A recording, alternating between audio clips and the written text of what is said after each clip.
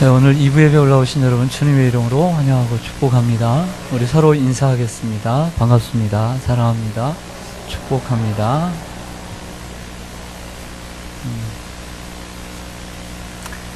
네, 까만 모습만 있다가 가슴에 빨간색이 있으니까 참 보기가 좋습니다.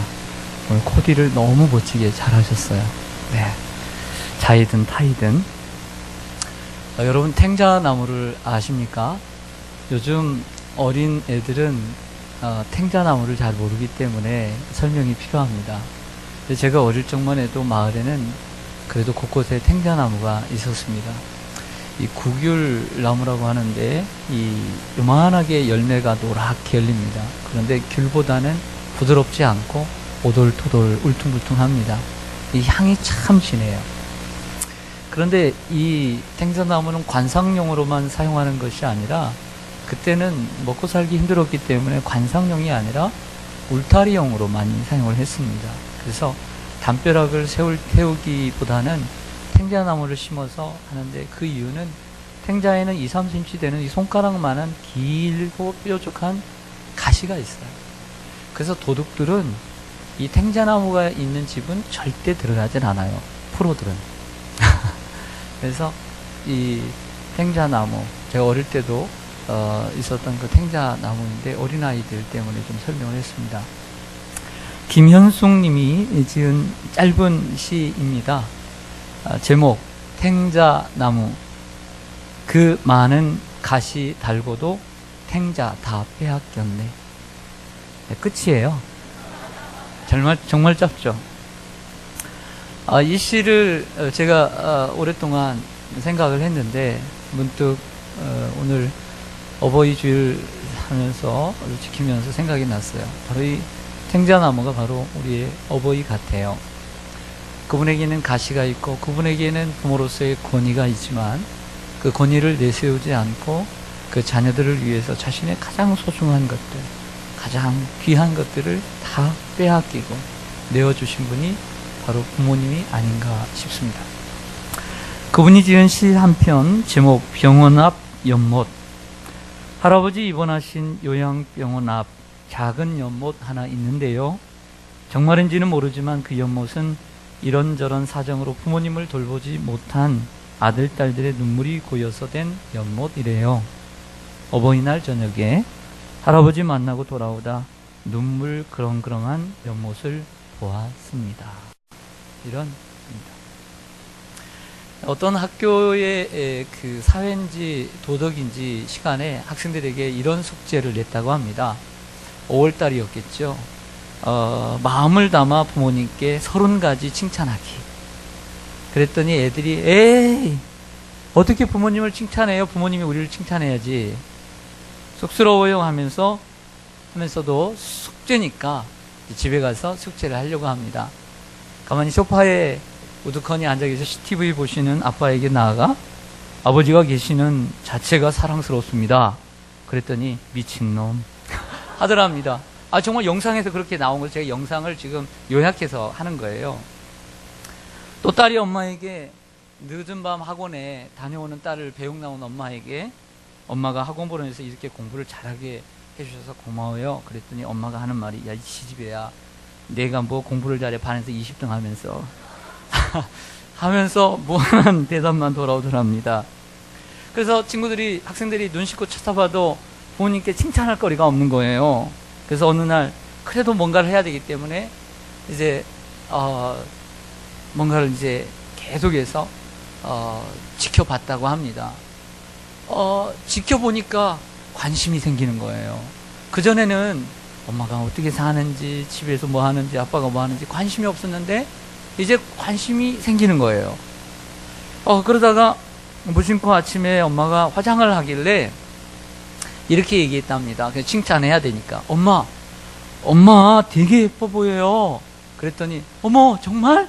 그러더래. 그리고 한참 동안 자기 얼굴을 보더래요. 엄마는 이런 걸로 기뻐하나 봐요. 그리고 아빠에게 아빠 넉넉하게 나온 배가 너무 멋있어요. 그래서 칭찬했더니 이 배는 인격이야. 이 배가 만물의 근원이지 라고 대답하더랍니다. 사실 툭 튀어나온 배는 의사들의 말에 의하면 만물의 근원이 아니라 만병의 근원입니다. 그래도 이런 칭찬은 그 아버지에게 좋은 것이죠. 아빠가 뭐 배가 나오고 싶어서 배가 나왔겠습니까? 너무 일하다 보니까 운동할 시간도 없고, 그러다 보니까 일에 치여서, 그러다 보니 몸 관리를 잘 못해서 그렇게 된 것이죠.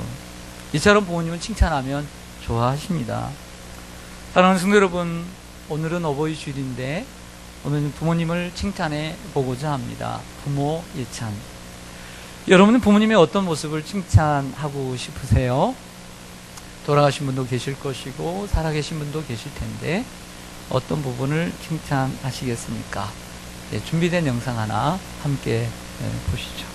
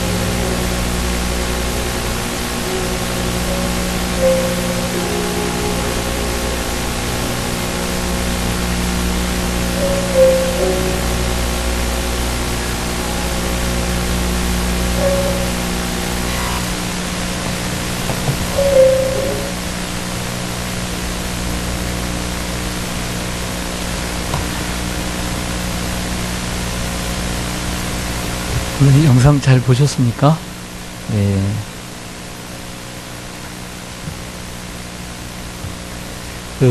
오늘은 어버이 주일이죠. 또 어버이날이기도 하고요. 네, 자녀에게는 그토록 우리가 잘하는데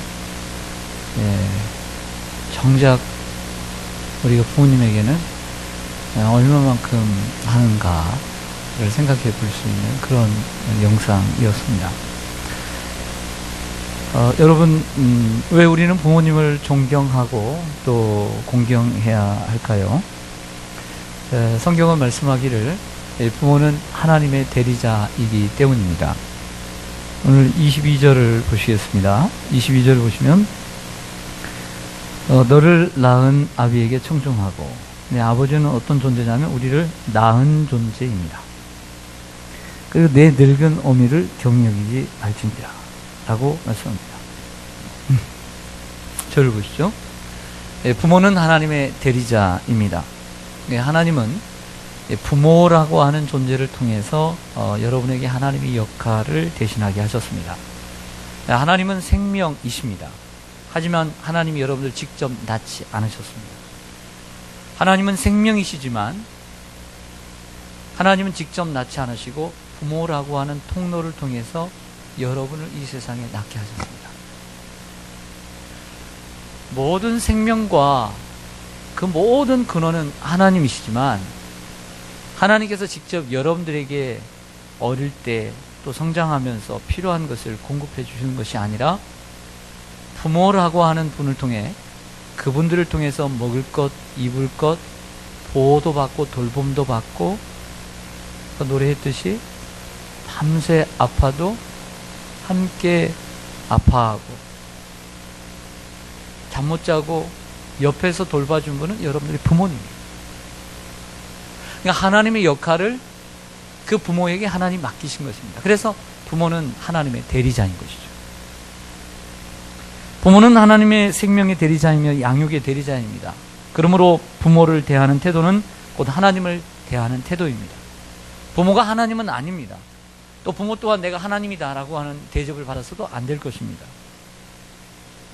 저와 여러분은 스스로 태어난 존재가 아닙니다. 이 세상에 그 누구도 스스로 태어난 존재는 하나도 없습니다. 부모가 없이는 살아갈 수 없습니다. 낳아주셨고 길러주셨기에 부모님을 존경하고 공경해야 합니다. 때로는 그렇지 않은 경우가 있습니다. 때로는 낳아주기만 하고 날 버렸습니다. 나는 고아원에서 자랐고 나는 다른 가족에게서 자랄 수 있었습니다. 그 부모가 넉넉해서 나를 좋은 대학까지 보내주지 못했습니다. 어떤 형제는 좋은 교육을 시키고 나는 제대로 못해줘서 서운합니다. 그리고 부모님을 공경할 마음이 들지 않는 경우도 있습니다. 그렇다 할지라도 부모는 여러분에게 생명을 주도록 허락하신 하나님의 대리자입니다. 부모는 여러분이 존재할 수 있도록 그리고 살아갈 수 있도록 허락해 주신 하나님의 대리자인 것입니다. 우리가 그리스도인으로서 우리가 이 세상에 태어났기 때문에 하나님을 만났고 그리고 예수 그리스도의 십자가의 사랑을 경험했고 또 그분을 통해서 우리에게 주신 하나님의 선물인 구원의 감격 속에 우리 하늘의 소망을 바라보고 살아가고 있습니다. 그러므로 부모를 원망하지 말고 이 세상에 태어나게 해주신 것만으로 감사하고 고마워하고 부모님을 공경해야 합니다. 부모님의 사랑을 많이 받았다고 해서 보니까요 다 성공하는 것 아니더라고요. 부모님의 사랑을 많이 받고 혜택을 많이 누렸다고 해서 오직 부모님이 나밖에 몰라서 나만 뒤쫓아다니는 그림자처럼 뒤쫓아다니면서 나를 돌봐주셨다고 그 자녀가 잘 되는 건 아니더라고요. 반대로 부모가 나에게 좀 관심이 좀 적고 부모의 사랑을 좀 덜 받아도 얼마든지 성공적인 인생 그리고 행복한 인생을 충분히 살 수 있습니다. 그러므로 우리 그리스도인들은 우리를 낳아주신 아버지와 어머니를 공경하고 그리고 존경해야만 합니다. 왜 부모님을 존경하고 공경해야 할까요? 부모를 공경하는 것은 약속이 있는 첫 계명이기 때문입니다. 십계명을 보면 십계명에는 우리 인간이 하나님에 대한 네 가지의 대신계명과 인간이 인간을 대해서 지켜야 되는, 사랑해야 되는 다 6가지의 대인계명이 있습니다. 그 6가지의 대인계명 가운데 맨 첫 번째 계명이 바로 5계명인데, 내 부모를 공경하라. 그리하면 내 하나님 여호와가 내게 준 땅에서 내 생명이 길리라. 이 계명입니다. 인간에 대한 계명 가운데 부모 공경에 대한 계명을 왜 맨 앞에 두셨을까요? 이것이 약속이 있는 첫 계명입니다. 율법은 명령과 약속으로 되어 있습니다. 명령은 이것입니다. 내 부모를 공경하라. 약속은 무엇입니까? 내가 땅에서 잘되고 장수하리라. 이게 약속이 있다. 이 약속이 있는 첫 계명, 인간에 대한 계명 가운데 첫 계명이다. 에베소서 6장 1절에 말씀하고 있습니다. 부모 공경을 하면 이 땅에서 잘되고 장수하리라. 축복해 주셨습니다. 부모를 공경하는 것은 나와 내 자손이 복을 받아 누리는 축복의 비결인 줄로 믿습니다. 그리고 부모를 공경하는 것, 그리고 부모는 우리가 하나님께 축복을 받는 축복의 가장 큰 기관이고 창고입니다. 그건 부모를 공경해서 복을 받아 누리기를 바랍니다. 그래서 아무리 세상에서 훌륭하게 성공을 하고 그리고 내노라 하는 사람이라도 부모님께 잘못하는 사람은 인륜을 버리고 천륜을 버리는 사람. 그 누구도 부모님께 잘못하는 사람을 인정하지 않는 것입니다. 그렇다면 어떻게 하는 것이 부모님을 공경하는 것일까요? 오늘 잠언서 기자는 이렇게 얘기합니다. 내 늙은 부모를 경히 여기지 말라. 이것이 부모 공경의 방법이라고 할 수 있습니다. 따라서 하겠습니다. 늙은 부모를 경히 여기지 말라. 오늘 22절 하반절에 보면은 내 늙은 어미를 경히 여기지 말지니라 고 했습니다. 여러분, 사람은 늙습니다. 이꼴 부모도 늙습니다. 내가 어릴 때는 우리 부모님, 엄마, 아빠 젊고 힘이 있고 때로는 혈기도 왕성합니다. 항상 젊은 부모는 없습니다. 여기에 30, 40대 젊은 부모님, 여러분들이 영원히 젊을 것 같아요? 천만의 말씀. 50이 되고 60이 되고 70이 되고 다 나이가 들어가잖아요. 영원히 젊은 부모는 없어요. 젊은 날에는 부모님이 힘도 있고 헤어스타일도 멋지고 피부도 탱탱하고 옷도 화려하게 입고 우리 엄마 너무 멋지고 우리 아빠 너무 멋지다. 우리 아빠는 항상 양복을 입고 다니고 그렇다. 그 아빠의 젊음이 영원하지 않아요. 늙습니다. 늙으면 어떻게 됩니까? 나이가 들면 젊어질 때 힘이 없어져요. 힘이 없어요. 혈기도 없어져요. 능력도 없습니다. 그리고 이것도 없어요. 돈도 없어요. 그분들은 자녀를 위해 평생을 사셨습니다. 우리들을 위해서 직장을 다녔고 우리들을 위해 식사를 준비했고 우리들을 위해 힘을 쏟았고 우리를 위해 희생을 다하셨습니다. 그래서 이제는 늙었습니다. 자녀가 어릴 때는 그 부모가, 젊은 부모가 먹을 것을 준비해서 입을 것을 항상 계절별로 준비를 해주고 잠잘 곳을 준비해 주었습니다. 애들이 크면 이제 방 하나로 부족하겠다. 이때 되면 적어도 2개는 돼야지. 이제 고등학생 되면 적어도 이제 방 하나씩은 줘야 되겠다. 어떻게든지 하면서 허리를 졸라매고 그 자녀들의 잠자리를 준비했습니다. 그리고 때가 되면 군대를 보내고 시집을 보내고 장가를 보냈습니다. 허리가 휘도록 대출을 받아 집을 장만해서 그래도 나는 월세방에서 시작했지만 내 아들 내 딸들은 좋은 곳에서 좋은 집에서 시작했으면 좋겠다 라는 생각을 가지고 집을 마련해 줍니다. 그런데 이런 부모가 나이가 먹어 늙습니다. 이제는 자녀들이 이제 과거의 그 아빠 엄마처럼 젊은 사람이 되었습니다. 능력이 있고 힘이 있고 돈이 있습니다. 이제는 거꾸로 그 늙은 부모를 공경하고 그 부모의 먹을 것을, 입을 것을, 마실 것을 잠잘 곳을 준비해 주어야 하는 것입니다. 그렇다고 해서 요즘 부모들이 이 모든 것을 바라나요? 요즘 부모님들 보면 이런 거 바라지도 않더라고요. 어떻게 하면 자녀들에게 짐이 되지 않을까? 이런 부모들이 대부분 태반입니다. 부모님을 공경하는 것, 부모님을 경외하지 않는 것입니다. 오늘 잠언서 기자는 말씀합니다. 어떻게 부모님을 공경하는가? 진리를 소중히 여겨야 한다. 따라하겠습니다. 진리를 소중히 여겨야 한다. 23절에서 25절 말씀을 보겠습니다. 23절. 진리를 사대에 팔지는 말며, 진리를 사대에 팔지는 말라는 거예요.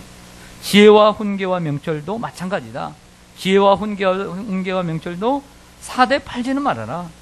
의인의 아비는, 의인이 무엇입니까? 의인은 진리를 가지고 사는 사람들, 진리를 따라 사는 아들, 딸입니다. 의인의 아비는 크게 즐거울 것이요 지혜로운 자식을 낳은 자는 그로 말미암아 즐거울 것이니라. 내 부모를 즐겁게 하며 너를 낳은 어미를 기쁘게 하라. 저를 보겠습니다. 우리는 믿음의 사람들입니다. 여러분 인정하십니까? 여러분들 믿음의 부모입니다. 믿음을 가지고 있습니다. 적어도 세상 사람들이 아닌 믿음의 부모에 있어서 가장 큰 효도는, 자녀에게 효도를 받는 것은 그 자녀가 진리를 떠나지 않는 것입니다. 진리를 사되, 진리를 헐값에 팔지 않고 진리 안에서 의롭게 살아갈 때 그게 아버지에게 기쁨이 되고 어머니에게는 즐거움이 되는 것입니다. 하지만 살다 보면 우리의 자녀들이 유혹을 받습니다. 진리를 샀는데 그 진리를 헐값으로 팔고 싶은 유혹이 생깁니다. 예를 들면 야곱의 형 에서입니다. 에서는 쌍둥이로 태어나서 형으로 태어났습니다. 남자답고 우락부락하고 사냥을 좋아합니다. 하루는 사냥을 하고 돌아오는데 너무나 배가 고프니까 여자답게 생긴 동생 야곱이 엄마하고 팥죽을 끓이고 있어요. 야, 그 팥죽 한 그릇 줘라. 그랬더니 야곱이 안 돼. 팥죽 먹고 싶으면 형의 장자권을 나한테 팔아. 아, 장자권 무슨 소용이야? 하고 팥죽을, 그 진리를 팔고 팥죽을 얻었습니다. 하나님이 주시는 그 장자의 축복을 소중히 여기지 않았던 것이죠. 아브라함의 조카 롯을 생각합니다. 갈대아 우르에서 함께 나왔던 조카 롯. 아브라함과 함께 있을 때 너무나 부유하게 되자 서로 갈라서게 되었습니다. 정말 물이 넉넉한 곳, 에덴 동산과 같은 곳을 향하여 갔는데 소돔이었습니다. 결국 소돔 땅에 큰 저택 하나 마련하려고 진리를 팔았습니다.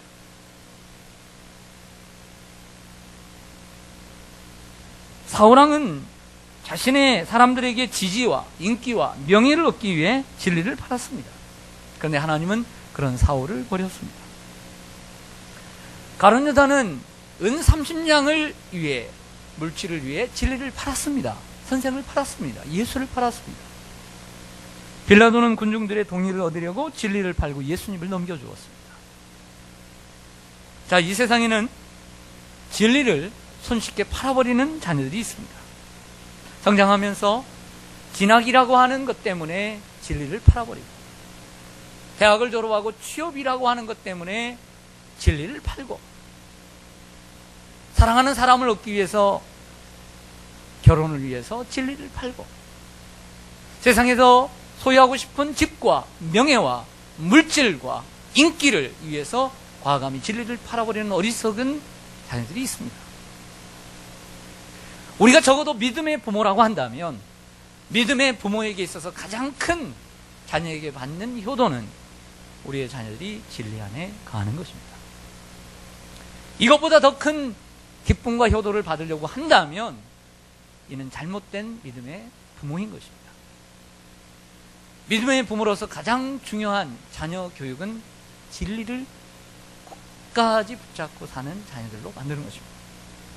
요한 3서 4절에 사도 요한은 이렇게 얘기합니다. 내가 내 자녀들이 진리 안에서 행한다 함을 듣는 것보다 더 기쁜 일이 없도다. 오늘 잠언서 기자는 말합니다. 진리를 사대 팔지는 마라.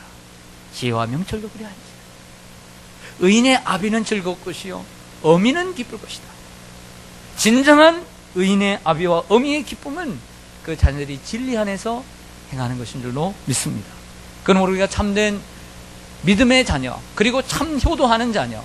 내 부모가, 내가 부모만큼 믿음은 없어도, 믿음은 내가 부모님보다 작더라도 부모님에게 진정히 효도하고 싶다면, 그리고 그 부모님이 믿음의 사람이라고 한다면 참된 효도에게 드는 부귀영화가 아니에요. 그보다 더 중요한 믿음 안에서, 진리 안에서 하나님을 잘 섬기는 것이 가장 큰 효도예요. 할렐루야. 그리고 믿음의 사람 또한 자녀들이 세상에서 잘 되는 것을 그리 기뻐하지 말아야 돼요. 왜? 진리 안에서, 진리를 떠난 부귀와 명예, 그걸 기뻐하지 말아야 돼요. 도리어 그것을 슬퍼해야 돼요. 그리고 우리는 그 자녀를 위해서 기도해야 돼요. 참된 효도는 진리 안에서 거하는 자녀가 되도록 하는 것이 참된 효도이자 부모님을 즐겁게 하는 것이고 기쁘게 하는 것인 줄로 믿습니다. 끝으로 이런 생각을 했습니다. 부모와 자녀는 생명 공동체예요. 부모와 자녀는 운명 공동체이고, 부모와 자녀는 불행도 함께하고 행복도 함께해요. 우리 성도님 가운데 많은 분들 가운데 제가 이렇게 유심히 살펴보면 정말 자녀들을 많이 사랑하세요. 그런데 한 자녀가 많이 아파요. 여러분들에게 다 공개하지 못하는 아픔이 있어요. 그런데 그 부모는 대학도 나왔어요. 집도 있고 직장도 있고 부유해요. 세상적으로 볼 땐 그 성도님은 부러울 게 없는 분이에요.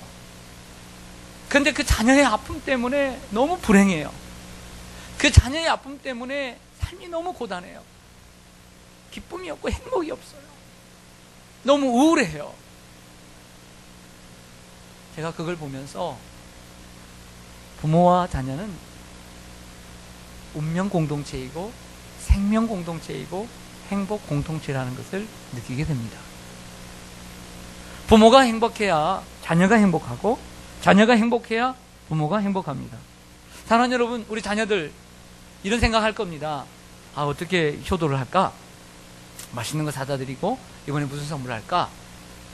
그래서 식사도 대접하고 용돈도 드려야지. 그런데 부모에게 있어서 효도 가운데 하나는 잘해주는 것, 그 참 좋지요.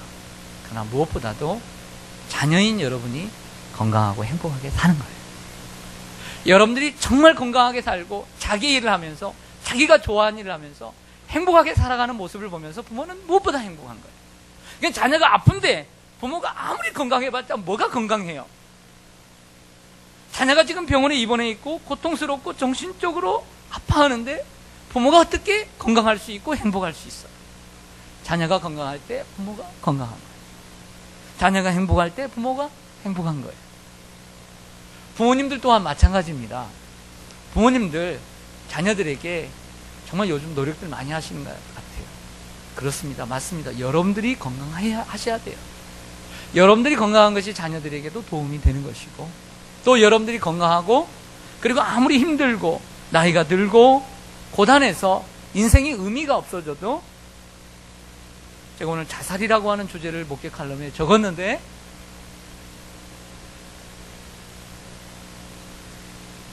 이상한 결단하지 말고 끝까지 믿음을 지키고 선한 싸움을 그래도 다 싸우고, 그래도 끝까지 달려갈 길을 다 맞춰서 자녀들에게 멋진 모습을 보여드리는 것, 그것이 자녀에게 참 효도할 수 있는 길을 열어주는 길인 거예요. 할렐루야. 그래서 부모는 언제나 자녀의 이름으로 사는 거예요. 자녀의 이름으로, 아들의 이름으로, 딸의 이름으로. 그 자녀가 있기 때문에 내 삶의 기반인, 그 딸이 있기 때문에 내가 삶의 새로운 희망을 갖고 살아가는 것입니다. 부모만 예수 믿고 하나님의 자녀가 되면 뭐합니까? 자녀도 예수 믿고 하나님의 자녀가 되어야 합니다. 자녀만 예수 믿고 천국 가면 뭐합니까? 여러분들의 부모도 예수 믿고 천국 가야 합니다. 우리 젊은 부모님들 보면 참 열심히 해요. 애가 하나든 둘이든 셋이든 넷이든 참 열심히 해요. 남편 뒷바라지 하고 애들 아침에 다 태워다 주고, 얼마나 헬리콥터맘, 타이거맘, 매니저맘 하도 많아요. 어떤 부모는 대신 가서 뭐 면접도 대신 받대요. 참 열심히죠. 저도 젊은 부모예요.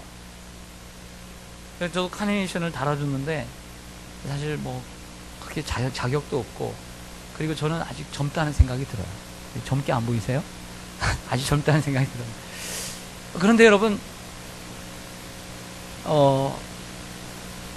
요즘 젊은 부모들 열심히 잘 살죠. 훌륭하죠?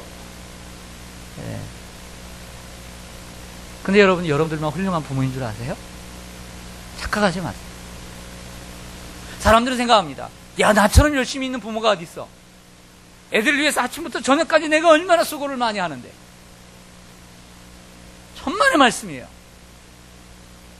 할 만큼 다 하는 부모들 천지예요.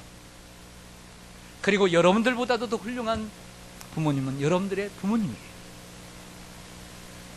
여러분들은 다 먹을 것 다 먹고 애들을 키워요. 입을 것 다 입고 애들을 키워요. 부족한 게 없어요.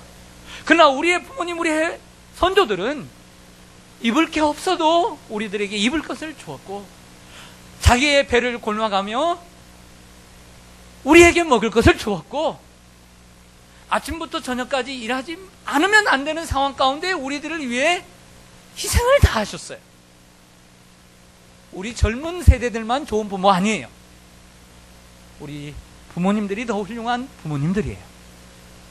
그걸 아셔야 합니다.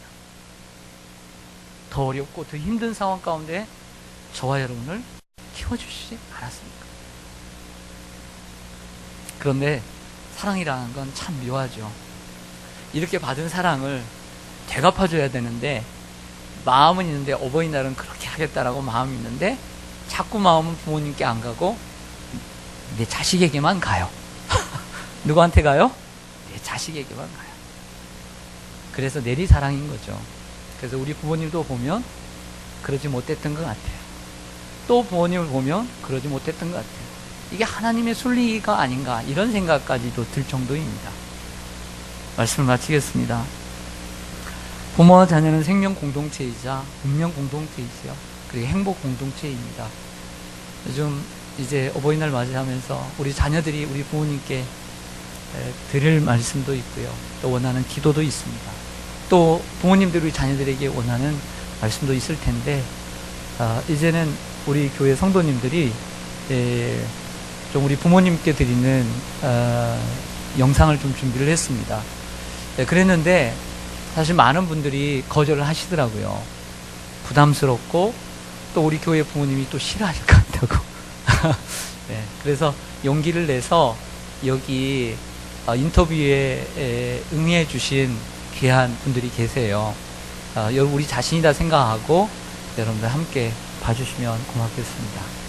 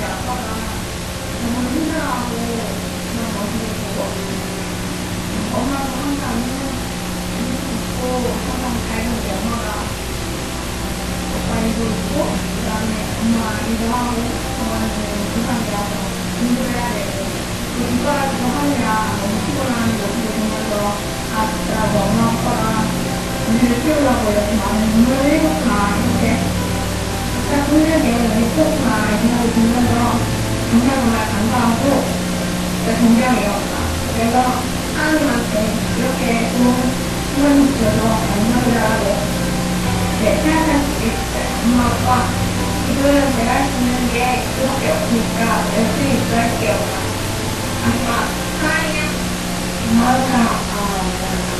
Mì Gõ để không bỏ lỡ 하면서 친구들 할 때마다 약간 말고 제가 그 엄마가 해주고 싶은 게 너무 많으니까 요즘 전화해 올려주고 싶으니까 항상 힘내고 너무 그것저것 걱정하지 말고 항상 사랑해. 엄마는요, 요새 이것 때문에 신경 쓰시려고 너무 힘드셨어. 항상 저희한테 좋은 거 해주시려고 노력해 주시고 애써주셔서 너무 감사합니다. 어느 날 제가 엄마가 저를 나이보다 더 나이를 많이 먹게 됐어요. 생각해보면 엄마가 정말 어린 나이였을 텐데 많이 힘들었겠구나 기대해요. 아직도 정말 철이 없고 부족한 딸인데 늘 최고라고 말씀해주셔서 감사하고 저한테도 연락 최고인 사랑합니다. 영상 친구를 촬영하면서 제가 느낀 것은 가장 가깝고 소중한 가족들에게 감사의 마음을 전하는 걸 참 힘들었던 것 같고 또 누군가에게 사랑하는 나의 진심과 마음을 전하는 것이 얼마나 어려운 것인지 참 생각되는 시간인 것 같습니다. 양가 부모님께 감사드리고 또 늘 언제나 저희 부부에게 기도로 중보해 주시고 언제나 믿음하면서 또 믿음의 귀한 발을 안에서 이렇게 바르게 신앙생활할 수 있게끔 계획해 주셔서 너무나 감사합니다. 앞으로 부모님들께 소망하는 귀한 아들, 귀한 사회가 될 것을 다시 한번 약속드리고 더욱더 노력하는 아들 그리고 사회가 되도록 하겠습니다. 감사하고 사랑합니다. 안녕하세요. 지금까지 건강하게 그리고 또 아내한테 잘 해줘서 너무 고마워. 엄마가 교회 나와서 너무 좋아. 앞으로도 하나님 너무 잘 믿고 이렇게 이래줬으면 좋겠다. 힘들고 어려운 일들 잘 믿어줘서 너무 고마워. 앞으로도 하나님께서 우리를 도와주시고 함께 해주실 거라서 항상 힘내고 건강했으면 좋겠다. 앞으로도 잘할게. 사랑해 엄마. 엄마 엄마는 깜짝 놀랐지. 오늘 학교 다니고 그랬겠다. 나였잖아. 엄마 사모님은 따뜻하고 모두 마음이 따뜻하고 그런데 한쪽으로 너희가 그 딸이 아파. 아유 지금까지 엄마의 마음을 그 앞에 놓으면서 정말 행복하고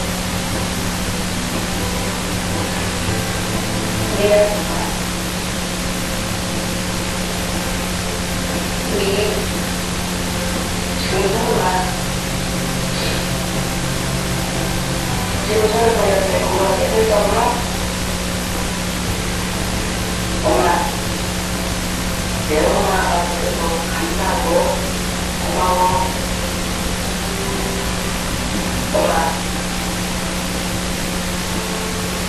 엄마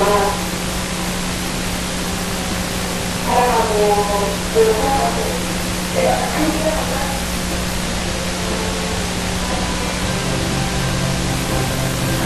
고맙습니다. 엄마 아빠 고맙습니다. 엄마가 키워주셔서 감사합니다. 사랑해요. 엄마 아빠 사랑합니다. 아빠 엄마 사랑해요. 엄마 사랑해요. 엄마 아빠 사랑해요.